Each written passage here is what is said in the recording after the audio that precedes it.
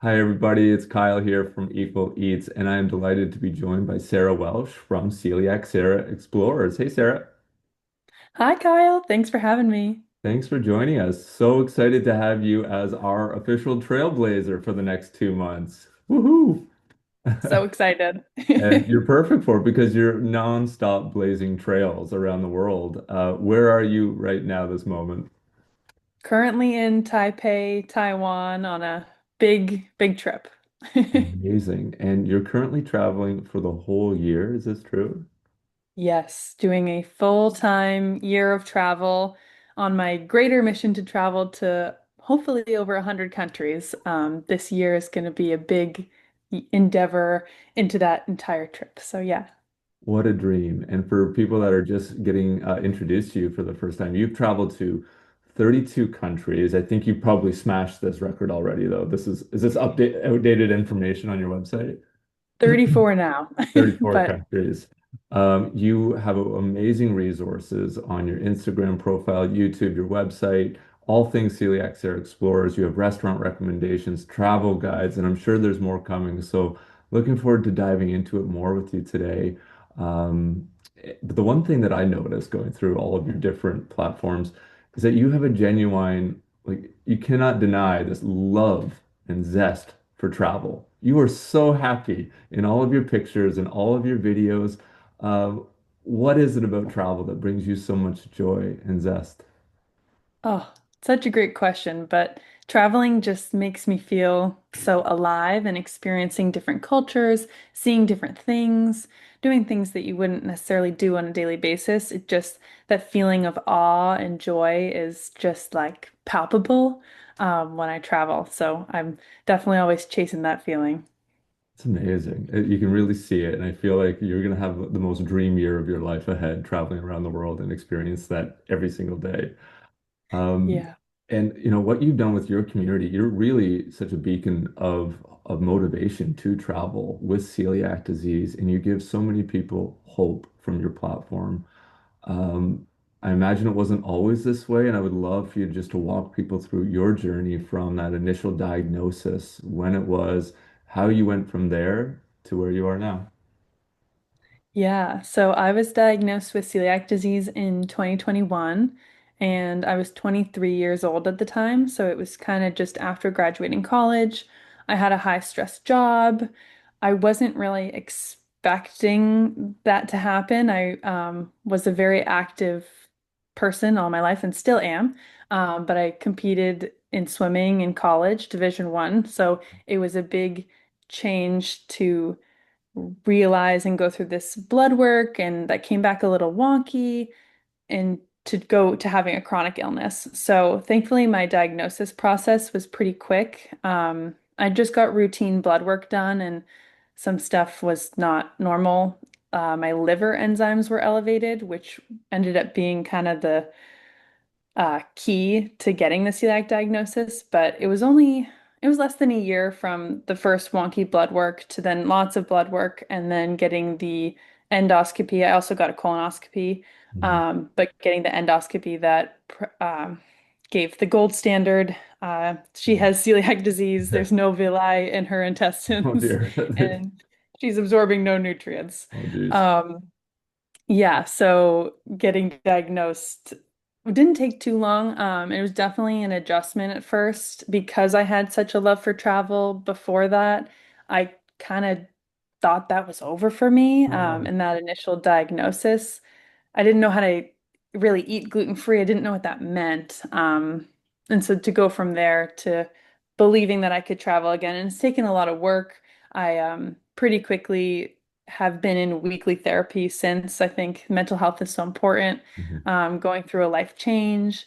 And so it's not always easy and just like, yeah, it's not always easy, but it's always worth it. And I think getting diagnosed with celiac disease has provided me the opportunity to get to know myself better and do things in a different way that has changed my view.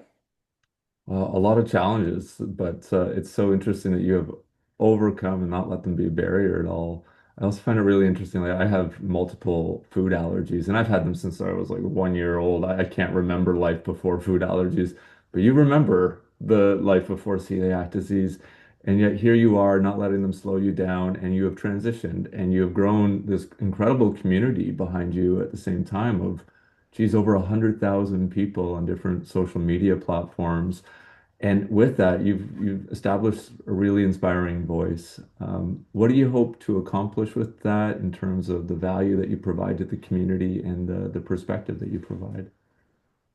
Yeah, I feel like social media has provided such an opportunity to create community in the food allergy space with celiac disease specifically. I started the account because I felt so isolated and alone. And I just kind of had a light bulb moment of there have to be other people with celiac disease that love to travel and want to keep doing this. This was in a moment where I was traveling in Mexico and I couldn't eat what I wanted to eat, and I was just so stressed. And I was like, wait, there's no way I can be alone in this. So that inspired me to start posting about it and sharing just my personal experience traveling to different places, tips and tricks, and trying to gain a community of other like-minded people. It was always to not feel alone. And I've been so grateful to connect with so many other people that I wouldn't have otherwise I wouldn't have ran into these people on the street. You don't just get to know these people in your life. So Right. it's such a great tool to facilitate that community. And I love sharing my personal experiences and I love following other people and seeing their experiences too, because this community is going to be better together. And the more we can share and help each other, that's the whole goal. Um, so yeah, I agree. specifically, I post my travel experiences, different guides, different restaurants I visit to, sometimes when things don't work out, um, all of that jazz. It's amazing. You must get so many wonderful messages of you give me hope, you give my children hope, just to see you living to the fullest. Who helped you? Who was your support and gave you hope in those early stages when you were first diagnosed? Yeah, so I'm the only one in my immediate family that has celiac disease. So I, again, maybe why it felt a bit isolating at first. But my family has been nothing but supportive. I was diagnosed right before Thanksgiving and then going into the December holidays. So that was like high stress because we had to learn how to deal with like food heavy holidays, food centric holidays quickly. Yeah. Um, but they always have supported me. My mom went to Whole Foods the week I was diagnosed and bought everything that said gluten-free. She just came home with like all of these products. Um, so my family and my friends have always been a support, but specifically in celiac world, I had a few friends that had celiac disease, and so they were able to really help me through those early days, especially where you don't really understand the diagnosis yourself, and you have to learn what gluten-free is, what cross-contact is, all these different things that are controversial. It's like, oh, does that impact me? Does that not? What can I travel? What is going on? Um, so I really heavily relied on my friends and family in the early stages and to this day. Mhm. My husband was with me. We weren't married at the time, but when I got the call that I was diagnosed with celiac, and he's been a constant presence and advocate and supporter. Yeah. 4.5 years later, we had a Wonderful. mostly gluten-free wedding Cool. and gluten-free honeymoon. So, yeah, very grateful for all the supportive people in my life. And in addition, celiac disease has provided me the opportunity to connect with other people with celiac. So, when I was living in Chicago, we had a gluten-free supper club group. And so I have to just Cool. shut them out because we met monthly. It was a group of people with celiac that really get it. We were able to share our favorite doctors in the city, and it was fantastic. That's so great. You've been around the world, and I'm curious, you've seen life on the other side pre-celiac disease, I'm sure with a bit of illness attached to it. But from being around, what is the one thing that you wish more people that don't have celiac disease knew about celiac disease? Yeah, probably just the mental load. Yeah. especially because I do remember what it was like just Yeah. 5 years ago. Um, every meal I'm thinking about well in advance. So a lot of the mental energy and that mental load of Yeah. just making sure you're able to feed yourself and be fed and be safe, that is a high energy task that takes up a lot of space. And so I just wish a lot of people understood that and were able to have that empathy and understand that it's hard living with celiac disease or any food allergies where you have to constantly be on. I hear you 100%. And it's nice to go out for dinner. And then there's times like I just don't want to deal. And I just want to make something at home and make it easy tonight and not deal with the Yes, stuff, the spiel and all of it. So I get all you. the Right. questions. Yeah, All of it. totally get it. Yeah. So you're traveling all over the world. I'm sure that you're gonna just make your list. What is the goal? Up to 40, 50 countries this year? What is the Yeah, goal? And what can people expect along the way in terms of the content you're creating, the value that you want to provide to people, the goals that you have for your community? absolutely. I'm leaving the co country goal a little bit flexible because we Okay. have probably like half of the year planned, and the other half we'll see what Cool. happens based off of the first half. So that's exciting. Nice. But a goal for this year is to spend a lot of time in places that are harder to get to from my home base of the US. So Mhm. that has been spending a lot of time in Oceania area and then Asia generally. And I'm hoping to get to South America generally. I haven't been to any countries in South America yet, so that is a high priority. Nice. Um, but currently, this phase is a few months in Asia. So we just started in Japan and had such a fantastic trip.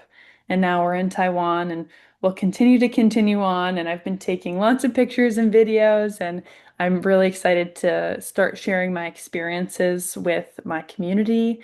And I think, again, we're all better together. So the more people that can travel and share and advocate for celiac disease and food allergies, the better we are. So even just visiting Japan recently, it was like so much better than my experience 2 years ago. So That's I great. have so much faith and excitement in this community to keep sharing and encouraging people to travel with celiac disease only makes all of our lives easier.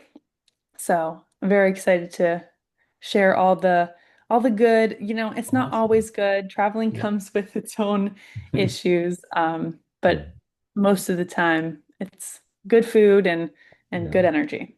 Well, I love that you are going to, I guess, off the beaten path places. I think one of those things, at least with that initial diagnosis, you start to write off places. I think that's pretty natural. Like, oh, that's so far, and the cuisine's so different, and there's language barriers, and it's just, eh.